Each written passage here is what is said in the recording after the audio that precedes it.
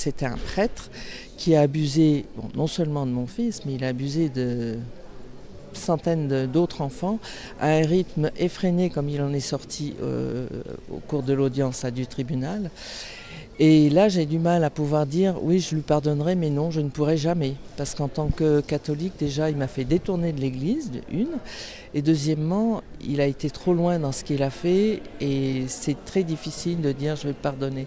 Donc ça, je pense que pour moi, c'est pas possible. Les victimes, elles sont, même si elles arrivent à se remettre dans le rail de la vie et à abandonner certaines souffrances, ils vont rester marqués jusqu'à leur mort de ce qu'ils ont subi. Moi, j'ai eu des personnes en témoignage au téléphone, comme je gérais le téléphone de La Parole Libérée. Ces personnes, à 70, 75 ans, elles sont encore dans la souffrance.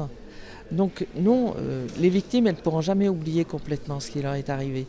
Donc moi, je ne peux pas non le pardonner. Le pardon, oui, mais même si j'ai été catholique, pratiquante, je ne pourrais pas lui pardonner. C'est très difficile.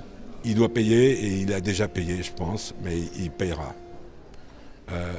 On ne peut pas savoir ce qu'ont souffert les enfants. Je pense que Anthony est plus solide que moi, c'est bien, et j'en suis très fier. Il a un projet, et ça va être peut-être long, mais j'y crois, moi. J'y crois.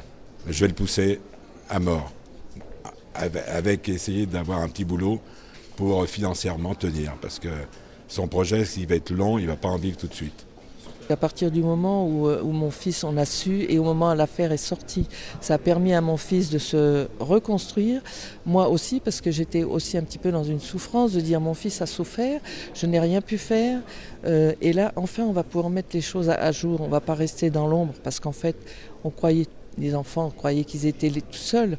Mais en fait, pour nous, on a eu la même souffrance qu'après. Mais là, savoir qu'enfin, on est reconnu dans la souffrance, dans ce qui s'est passé, c'est important. Mais je pense pour les parents aussi, c'est important.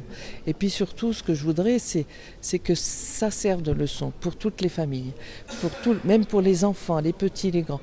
Il faut parler, il ne faut jamais pas garder pour soi ce genre de problème et il faut y penser. C'est un petit peu aussi le but de tout ce qui a été fait par les victimes de ce procès, c'est de faire de la prévention pour les autres.